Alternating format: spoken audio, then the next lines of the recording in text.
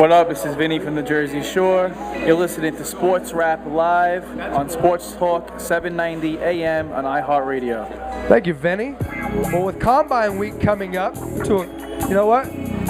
It came to a close. The last week we had a lot of interesting stats coming out of the Combine, but we got the first-hand account of what the Combine experience is all about on last Thursday's show for an incredible interview with Ryan Grant. That was great. Of course, at Ryan Grant 25. Shout out to Premium Pete, who's out there on the road traveling. Got us tuned in on iHeartRadio, iHeart.com. But yeah, it was great to hear about somebody who didn't even get drafted and ended up becoming a world champion and a record-setting running back in the NFL. The Combine doesn't always mean, look at Tom Brady, Look at Arian Foster. Look at Arian Foster. Absolutely not. A lot of these guys, they will go to the Combine and put up great numbers, but that does not guarantee that you're going to get drafted. They start at one place, Adam, the tape, because the tape don't lie. No. And then the Combine can either sort of help your stock somewhat, reaffirm what you already thought, or raise some questions, raise some red flags. But it's not only about stats, Andrew. It's about a job interview like RG3. Sure. You hear more about his personality and his interview skills and kind of his energy around the Combine more than you hear about stats. I'm shocked that these NFL guys are like, oh my God, did you know that his parents are like a military family? Did you know he's well-spoken? I'm like, where were you all during college football season? It's funny when they always say well-spoken. I'm just saying. Yeah. I'm not throwing cards out there, but Well, it's just shocking true. that they're like, oh, did you guys know that the quarterback from Boise State was the winningest quarterback ever in NCAA history? And you're like, where were you guys for the last 4 years of college football? What rock were you under? Did you guys not watch any college bowl games at all, or the national championships any year? Well, and I know you had your eye on Case Keenum all season as he was breaking records left and right. True. As a Rice grad. I kid. But Andrew Luck should be renamed Andrew Lock after his Combine numbers are posted. Really put up some big numbers comparable to Cam Newton, who, of course, had a great rookie season in the NFL. Ran almost as fast, jumped almost as high. I mean, his broad jump was incredible, too. I like that. Andrew Lock. That's got a nice ring to it. Yeah, he's got to be the number one lock. I'm sure his agent feels that's a good ring to it as well. Absolutely. Well, one guy, Andrew, that really impressed you was Memphis DT, defensive tackle, Dontari Poe, who with all of his 346 pounds. Wait. Just think about how big that is. Yes. That's almost 350 pounds. That is mammoth. That's almost you and I combined. And some. That's a Trill Gladiator right there. Exactly. Yeah, that is. Exactly. Yeah, that is. Well, he puts up the most reps, the 225 reps at the Combine, but the most staggering stat. Wait. With 44, by the way, there were guys that came in with 12. There was Sean Spence from Miami came in with 12. A guy from Ohio State came in with 12. Dontari Poe did 44. The record's 49. That's insane. Insane.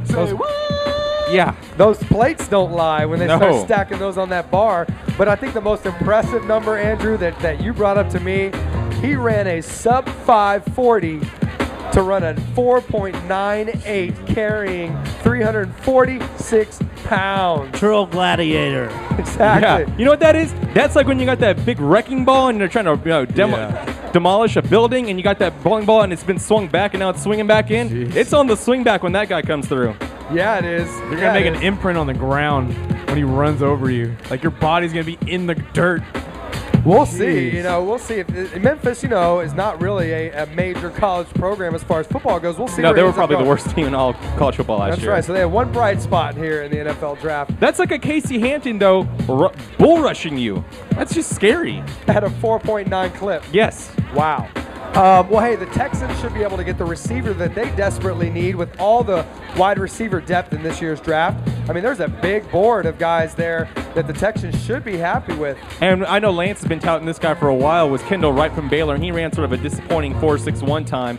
To put that in kind of perspective, most of these guys are running 4.5s, in that range, right around that number. But a 4.61, that's pretty disappointing for that guy, considering his main attribute was thought to be his speed. Right, when RG3 would just loft the ball up and basically he'd get under it and take it to the house. Yeah. So what's one receiver that you could realistically see the Texans taking for need and to grow this receiving core for the future? It's really up in the air because they might not use a first rounder on him on a wide receiver. Adam, where this is such a deep class for wide receivers, they could use a second rounder, maybe a third rounder if they find the right guy. I don't know that there's a certain guy, but I think that there are a lot of intriguing names, not just Kendall Wright, but Chris Owusu. I know we've talked about some other guys like Alshon Jeffrey. I'm not that high on him, but A.J. Jenkins. There's a lot of guys. Michael Floyd from Notre Dame is getting a lot of rave reviews. I think that guy would be a perfect fit with the Texans. I just don't know that they're going to use that number 1 pick on a first-round pick on a wide receiver. Where would they go then if they didn't pick a receiver in the first round? Where could you see them kind of their direction? Maybe another pass catcher, maybe a tight end like Kobe Fleener.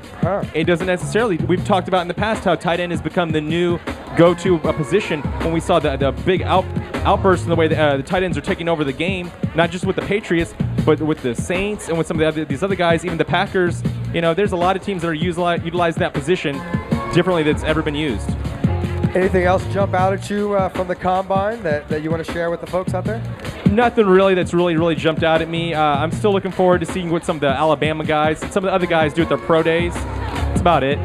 You know what jumped out at me was Under Armour, man. Under Armour and that huge presence out there. Shout out to Under Armour for getting it in and making a foothold in the marketplace. Of course, we know that Kadoma keeps his eye on trends and keeps his eye on everything that is athletic wear, footwear, sneakers.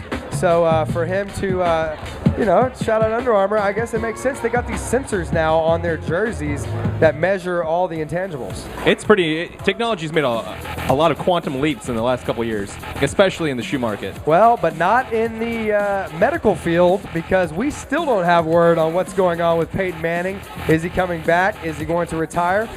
One thing is for darn sure, if we're going to call him Andrew Luck, we know that Peyton Manning is not going to be an Indianapolis Colt next year, but word has it that Manning and Reggie Wayne, of course his number 1 receiver over the years after Marvin Harrison retired, could be a nice package for a team that's looking for that built-in, ready-to-go offense. I could see that being thrown in right away into a Washington Redskins scenario. They need some wide receiver help. They need quarterback help. Sure. I don't know about the Jets. They've kind of been, I think, marked off the list, but the Dolphins, I could see him working out for that sort of team. I know that the Chiefs have been looking for a wide receiver to pair up with Dwayne Bowe for a long time. And Reggie Wayne isn't a number 1 anymore, but he'd be a great number 2. Well, and he's Peyton's safety blanket is exactly. what he is. He can help the wide receivers learn the route tree that Peyton likes to run. Absolutely right. You didn't mention Arizona. Now, That's true. They've been looking for someone to pair up with Fitzgerald. Ran into Colleen Dominguez on her way out of town from Orlando. Of course, she is a longtime sports anchor for ESPN, and she gave me a little inside information. She truly believes if Peyton comes back healthy, he is going to go to Arizona, and yes, he could take Reggie Wayne with him, so you have a number 1 in Fitzgerald, you have a number 2 in Reggie Wayne, or maybe number 3, and some of the other offensive weapons they have in Arizona. My favorite team that's out there is the, quote, mystery team. Now, that might be thrown out there by his agent, but I'll tell you this much. In baseball, it's happened I don't know how many times where, so-and-so is going to the Cliff Lee is going to the mystery team. Then we find out the next morning, oh, my goodness, he's going to the Phillies. He's going back.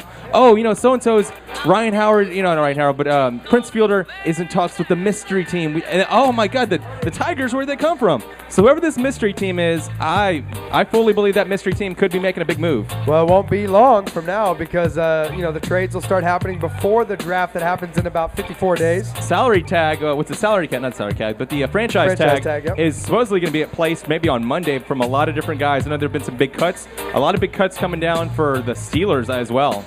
I'm glad you brought that up because Drew Brees and the Saints are far apart on agreeing on a deal that would keep number 9 in the black and gold probably for the rest of his career. And franchising him in New Orleans could really put the Who Dat Nation in jeopardy because, Carl Nix, who's rated as one of the top offensive linemen, seems to be on his way out the door, and that's really going to hurt Drew Brees and the success that he has throwing for over 5,000 yards. But are you worried about the Saints and Drew Brees working out a deal? I think that's the safest quarterback combination of like a guy that's trying to find a deal out there. I'm not worried about him at all. I think he'll be taken care of, and whatever he doesn't get in contracts, he'll make up in ads. I'm not worried about that guy at all. Well, one team that'll be making a lot of money in ads as we head into the 2012 NFL season is the New York Football Giants, and their first step to their title defense is one day closer to us as the NFL decides to move up opening day to a Wednesday night so Obama can have the stage to himself at the DNC, of course, the Democratic National Convention.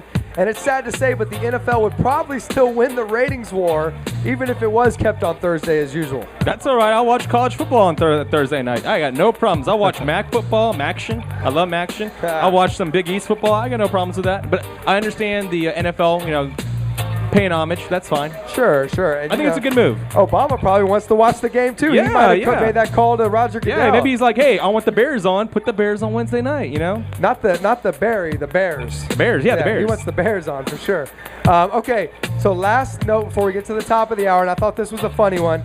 Plax wants to go play in Vic's yard now. Of course, both these boys spent some time on the yard, but now Plax says he wants to end up, it would be a dream to go play with Michael Vick, who the Eagles franchise tag, you brought up the franchise tag, they franchise tag Deshaun Jackson, which will pay him the average top 5 salary of wide receivers in the NFL. I think that team, that's the complete wrong signing for that team. I mean, we talked about, Adam, how many different personalities they were trying to work in last season with the, quote, dream team comments from Vince Young. I just think that they need to start finding guys that are good clubhouse guys, good chemistry guys. And I'm not saying Plax isn't a good chemistry guy, but he's a guy that's definitely in the limelight a lot more than your average player. He's a guy that brings a lot more notoriety, and I'm not sure that's what that clubhouse needs. Gons, tell us about that clubhouse with Plax and Vic. I was going to say, I think it's going to change a little bit. I mean, because I know Deshaun Jackson made a public apology to the city of Philly for the way he was acting.